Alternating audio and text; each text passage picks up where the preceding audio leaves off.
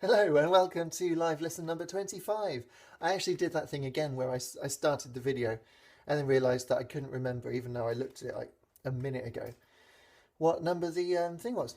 So it's number 25, which is a quarter of a century. I had no idea we'd been doing this so long. So this is by, one moment, Sparks. How to Get to Carnegie Hall from the album Lil Beethoven. That's Lil L-I-L, a bit like Lil Chris. Yeah, that's a good thing. So, I'm still holding this from the last one. It's a calculator torch, which I believe was bought in Poundland. Brilliant. Yeah, so let's do this. Quick recap of the rules, even though after 24 videos you should know by now. I listen on headphones to a song for the first time ever in my life, and then you watch my face reacting to it and my mouth with words to explain what I'm hearing, which is exciting. It's exciting for me because it's the first time I heard it. Now apparently this is in the, quote, weird and wacky category. Which could also be rabbits, but is probably not. The last one certainly was. Actually gave me goosebumps. Real goosebumps that a goose would have. Although thinking about it, that's when you pluck a goose, isn't it? And its skin is like that from all its feathers. And that's really not a very nice saying if you think about it. Poor goose. There are swallows flying around outside my window. Or is it swifts that make that noise? Fantastic. Right, yeah, let's do this. Ryan says he's only just discovered this band. Right. Right, so this is some kind of piano.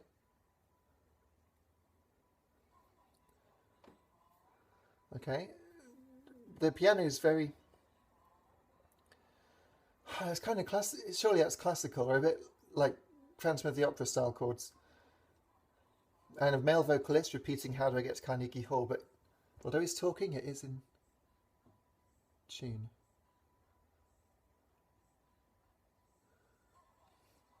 Okay, so far it's based on repetition, which is all music is based on repetition.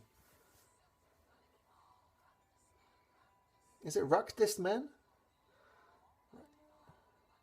Carnegie Hall. It's changed. Ah, there's actually a metronome. A tick-tock, tick-tock of a metronome. You're not meant to use metronomes as an instrument. They are an aid for practicing an instrument.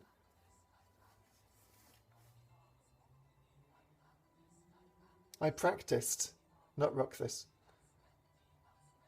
I was ready.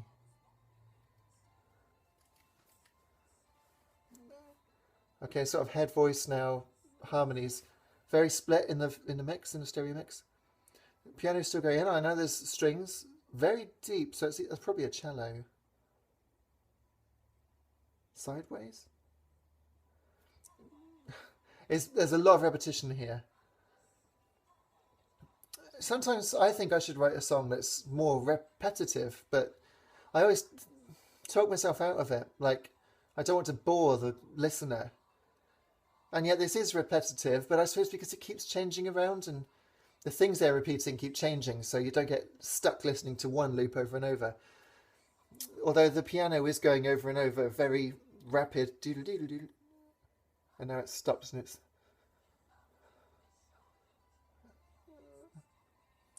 So it's kind of, I don't know, because I don't play piano that much, but it kind of seems to be like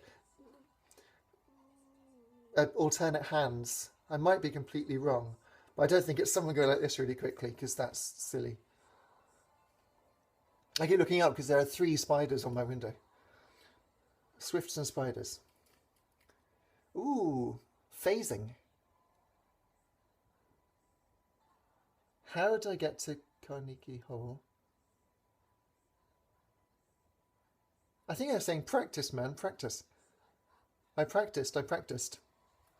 He practiced, dude. He wants to get to Carnegie Hall. He's done his practice. Just flip and tell him how to get there. Wow, there's now a much bigger sound, like there's a huge crowd of people clapping in unison. Maybe even using a DAT recorder from a real concert. We just don't know. We just don't know.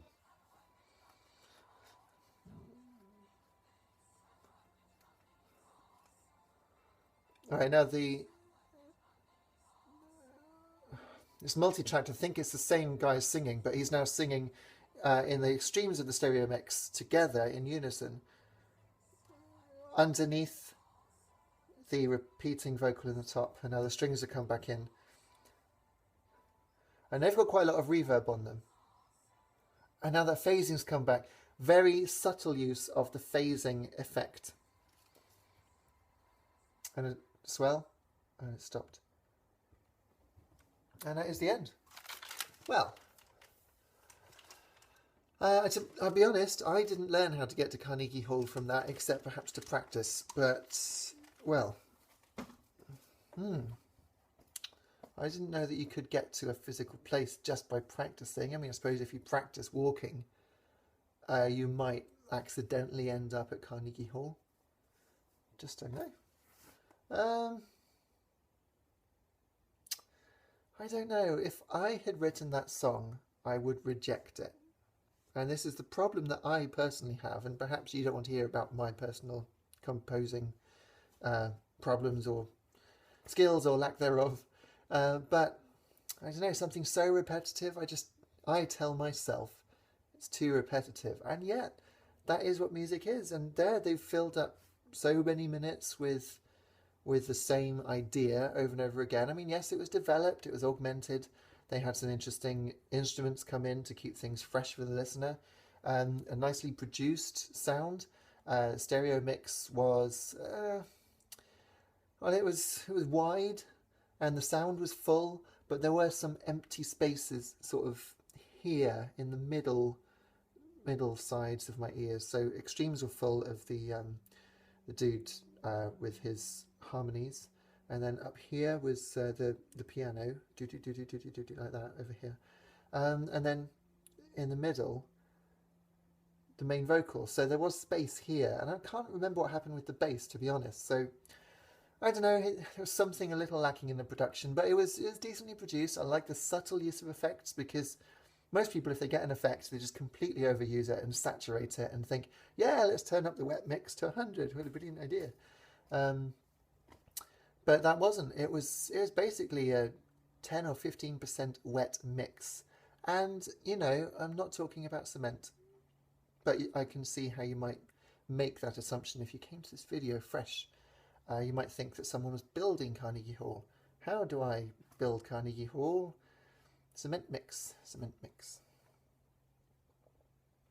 Well, I think that's 2 strikes so far. One more and I'm out. Which only brings us to how shiny it was and the score. I'm going to give that a 6. I mean, yes, it's, you know, it's quirky and it's a little bit different, which is good, I suppose worthy. I just don't know why anyone would deliberately choose to listen to it, and I suppose that's a massive criticism of someone's work. But that's the thing with music, it's entirely subjective, and if it doesn't do it for you, it doesn't do it for you. And that didn't quite do it for me. So, about as shiny as The Little Book of Calm. Now, The Little Book of Calm itself is a very good book, so the content is shiny, but I'm talking about the gloss of the cover, which you can see there is some shine. Of course, this is a really good condition book given its age. I've had this about 15 years. Little Book of Calm. I'm not going to swallow it. Add a dab of lavender to milk. Look at a peacock and pretend you're laughing at it. Right, so I'm probably get done for copyright now. So that's the 3rd strike. I'm out. Looking forward to the next ones. We've got some different themed live lessons coming up, which is very exciting. So I hope you stick around for those. If you like this video, hit like. You can also subscribe. You could leave a comment and say what you think. And if you know how to get to Carnegie Hall, and the answer is not just practice, let us know in the comments, Be brilliant. Then perhaps the dude who wrote the song will read it, and then he won't have to ask so many damn times. Thanks for watching. Take care.